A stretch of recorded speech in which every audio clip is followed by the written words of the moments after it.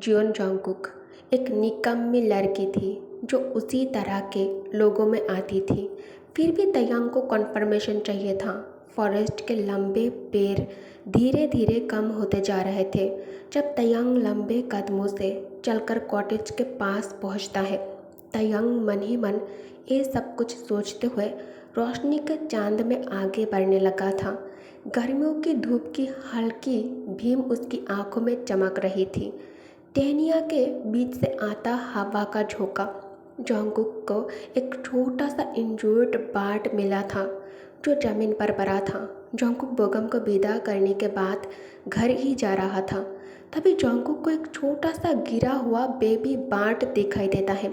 एक नन्हा कमजोर सा बच्चा जिसके पंख अभी अभी निकालने शुरू हुए थे।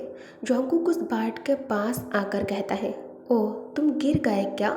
जोंगकुक बड़े ही प्यार से बेबी बार्ड को उठाया और अपनी नज़र ऊपर पेड़ की तरफ उठाया। जैसे कि जोंगकुक सोचा था, पेड़ की एक टहनी में एक छोटा सा घोंसला था। पेड़ काफ़ी ऊंचा था, लेकिन अच्छा था कि बेबी बार्ड को कोई बड़ी चोट नहीं लगी थी। कोई बात नहीं, मैं तुम्हें घर ले जाऊंगी।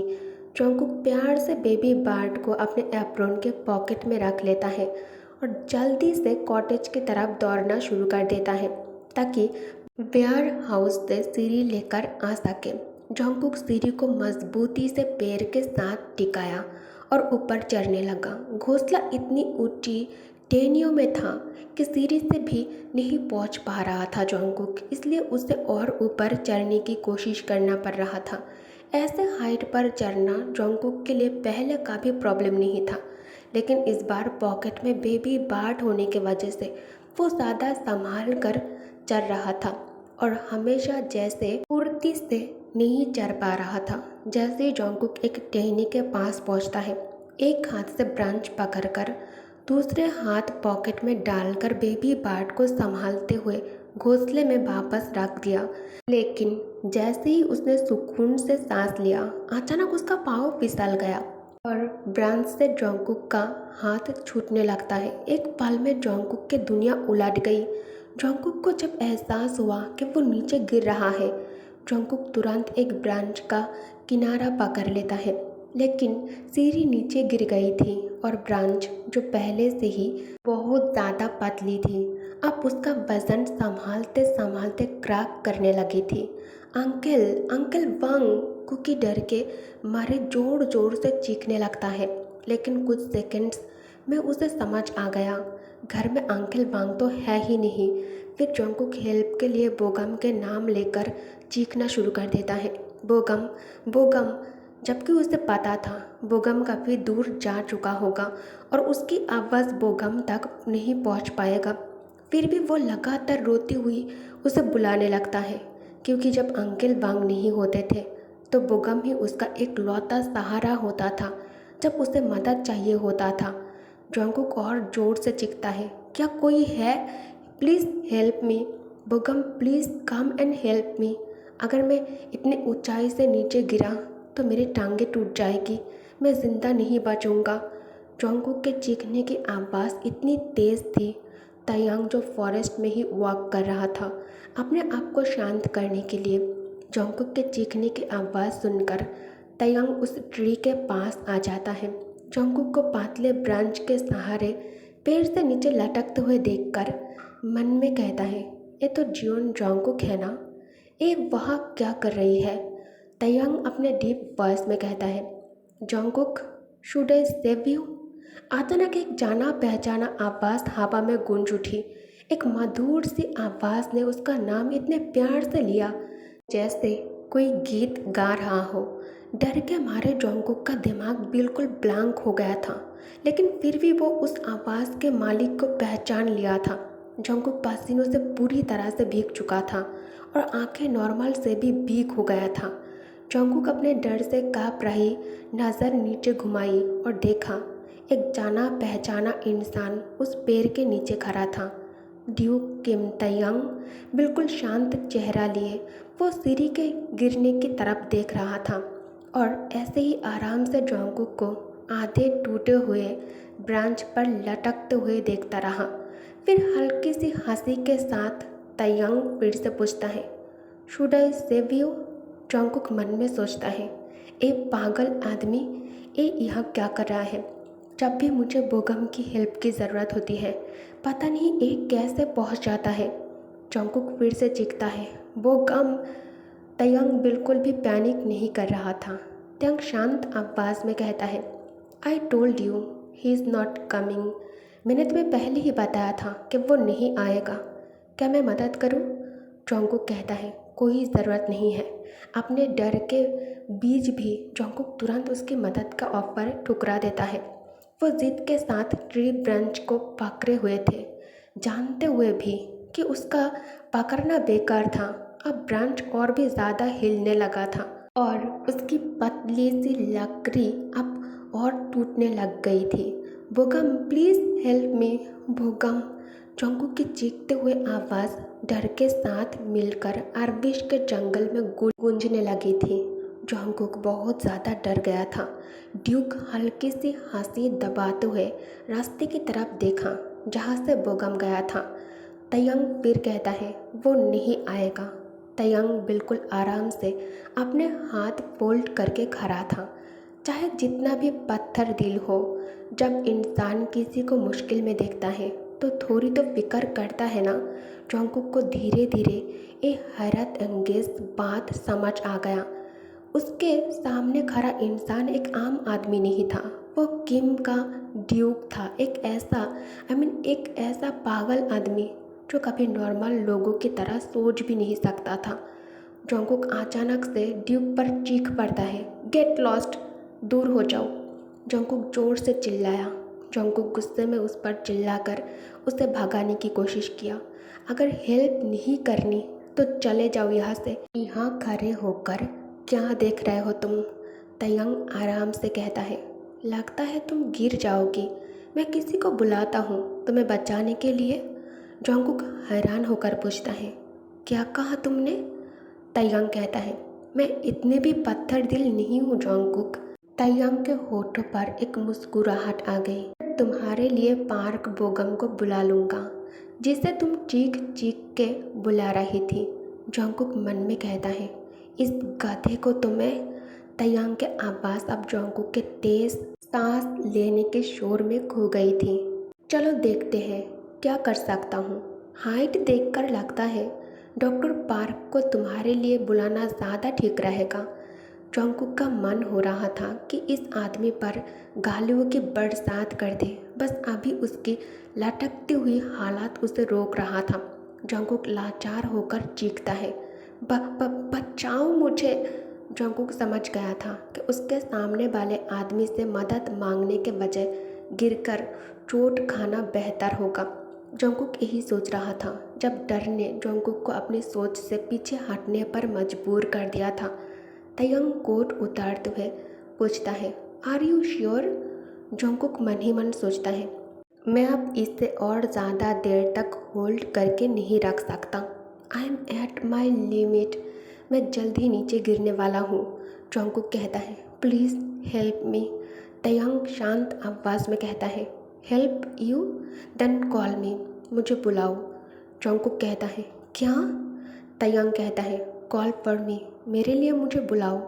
वो कुछ कदम आगे बढ़ता है और फिर पैर के करीब आकर रुक जाता है और जॉन्गकुक को गहरी नज़र से देखने लगता है, जैसे वो किसी चीज़ का इंतज़ार कर रहा हो, जैसे वो उस मोमेंट का इंतज़ार कर रहा हो जब जॉन्गकुक उसकी शर्त ना माने और नीचे गिर जाए।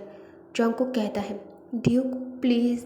जॉन्गकुक आंसू भरी आंखों और कांपती हुई आवाज़ में उसे भीख मांगते हुए तयंग से मदद मांग रहा था। ड्यूक। जॉन्गकुक की आवाज़ और भी ज़्यादा करुण हो गया। जैसे जैसे गिरने का पल करीब आ रहा था, ब्रांच टूट गया और जॉन्गकुक पैर के ऊपर से नीचे गिरने लगता है। जॉन्गकुक का दिमाग एकदम से ब्लैंक हो गया। नज़र धुंधली सी होने लगी जब उसका शरीर पैर से नीचे गिरने लगा और तब तयंग आगे आ जाता है। तयंग दीवानों की तरह दौड़ते हुए पैर के पास आया और जॉन्गकुक को अपने बाहों में जोर से थाम लिया। तयंग के एक हाथ उसके सिर के ऊपर था और दूसरा उसके कमर में। उनके शरीर जमीन पर टकराए। जॉन्गकुक दूर होने की कोशिश करता है, लेकिन तयंग उसे छोड़ने से इनकार कर दिया। वो उसे अपनी पूरी ताकत से गले लगाए रखता है। मिट्टी और धूल का एक बादल जो टकराने के बाद उठा था, धीरे धीरे शांत होने लगता है। जॉन्गकुक का सर घुमा, लेकिन धीरे धीरे जॉन्गकुक वापस अपने होश में आने लगता है। सॉफ्ट गिरने के बावजूद जॉन्गकुक डर के मारे आंख बंद कर लिया था। कुछ अजीब सी नरम और सेफ्टी फीलिंग हो रहा था उसे। जॉन्गकुक अपनी आंखें खोल लेता है। जो गर्मी उसने महसूस की थी वो एक आदमी के बदन की थी, जिसे वो जाने अनजाने में अपनी दोनों बाहों से जोर से पकड़े हुए था। ड्यूक किम तयंग जॉन्गकुक के नीचे लेटा हुआ था और जॉन्गकुक उसके बाहों में पूरी तरह से महफूज था। तयंग के दिल की धड़कन, जो अब जॉन्गकुक के सीने से लगातार लगकर सीधा महसूस हो रहा था, जॉन्गकुक के चेहरे को लाल करने लगा। तयंग के मजबूत बाहें जॉन्गकुक के कमर और उसके सिर के पीछे मजबूती से लपटे हुए थी, जैसे वो उसे कभी छोड़ना ही नहीं चाहते। जैसे ही जॉन्गकुक ने धीरे से अपना सर उठाया, उसके नाक में एक हल्की सी ठंडी मिंट वाली खुशबू आई, जो ड्यूक के गर्दन के पास से आ रही थी उसे। तयंग के त्वचा नरम थी, गर्म थी और एक अजीब सी खूबसूरत खुशबू से भरी हुई थी। जो गर्मी जॉन्गकुक के गाल से शुरू हुई थी, वो कुछ ही सेकंड्स में उसके पूरे शरीर में फैल गई। जॉन्गकुक एक झटके से कांप उठी, जैसे उसका बदन फिर से गर्म होने लगा हो। जॉन्गकुक पूरी ताकत से तयंग की बाहों से छूटने की कोशिश करने लगता है, बेइज्जती और शर्म को इग्नोर करते हुए, जिसमें उनका पूरा जिस्म एक दूसरे में उलझा हुआ था। कुकी बहुत जोर लगा रहा था, लेकिन तयंग बहुत बड़ा था और बहुत मजबूत भी। जितनी कुकी कोशिश करती छुड़ाने की, उसका पकड़ उतनी ही मजबूत होती जा रही थी। तयंग इसे और बर्दाश्त नहीं कर पा रहा था, क्योंकि तयंग उसे लेकर जमीन पर जिस तरह से गिरा, ये सही नहीं है। जॉन्गकुक उसे बहुत कुछ महसूस करने पर मजबूर कर रहा था। अब तयंग धीरे से उस पार करके कहता है, स्टे स्टिल। एक थकीली सी सांस के साथ हुक्म देता है ड्यूक, लेकिन जॉन्गकुक का विरोध और तेज हो गया। जॉन्गकुक कहता है, नो, मुझे नहीं चाहिए ये सब। जॉन्गकुक का खून उबल रहा था। जॉन्गकुक मन ही मन सोचता है, क्या घटिया आदमी है ये, मैं और नहीं सह सकती। जॉन्गकुक चिल्लाना चाहती थी, लेकिन एक लफ्ज़ भी उसके होठ से नहीं निकल पाया। तयंग का वो गहरा गरम सा एम्बरेस, जो उसे बंधन में पूरी तरह से जकड़ा हुआ था, अब और ज़्यादा इंटेंस होता जा रहा था। उसका सिर, उसकी कमर, दोनों जैसे उसे अपने अंदर खींच रहे थे, और वो अजनबी और अजीब सी फीलिंग्स, जो जॉन्गकुक के लिए बिल्कुल नई थी, बिल्कुल नई, अब उसे पूरी तरह से घबराने लगा था। जॉन्गकुक और बर्दाश्त नहीं कर पाया। जॉन्गकुक डर के मारे काँप रही थी और जान बचाने के लिए जोरदार कोशिश कर रहा था कि किसी तरह छूट जाए इस आदमी के हाथ से।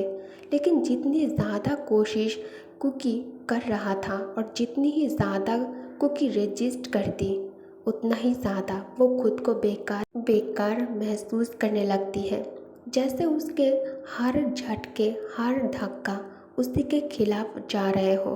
और जब उसके दिमाग में चल रहा डर उसकी सोच से मिल गया, बिना सोचे समझे उसने ड्यूक के कान को जोर से काट लिया। तंग एक कराह के साथ पीछे हट गया। तयंग की आंखें एक पल के लिए हिल गई, लेकिन फिर उसके होठों पर एक हल्की सी हंसी उभर आई, शातिर मुस्कान। तयंग, जिसे एक लेडी कांपती हुई दिखाई दे रहा था अपने सामने, कुकी को कांपते देख तयंग को बहुत ज़्यादा मज़ा आ रहा था, जबकि उसी लड़के ने अभी उसके कान को बहुत ही सेविजली काटा था। जॉन्गकुक की आंखें, जो हमेशा नरम दिखती थी, अब ऐसे चमक रहा था जैसे किसी जंगली जानवर की हो। कुकी ड्यूक से चिरी हुई थी, उसे तोड़ देना चाहती थी, उसे दूर धकेल देना चाहती थी। तयंग की हंसी रुक गई। तैयांग कहता है, be a lady cookie. Okay guys, तो इस एपिसोड को मैं यही एंड करती हूँ। नेक्स्ट एपिसोड के लिए आप सब लोग बेसब्री से इंतज़ार करो। और तैयांग नेक्स्ट एपिसोड में उसे तो बहुत बड़ा शौक लगने ही वाला है, और जंगकुक को उससे भी बड़ा शौक लगेगा जब तैयांग उसके साथ कुछ नॉटी हरकतें करेंगे और जंगकुक को खुद अपने उसे खुद अपने आइडेंटिटी पता चलेगा कि वो एक गर्ल नहीं है, एक बॉय है।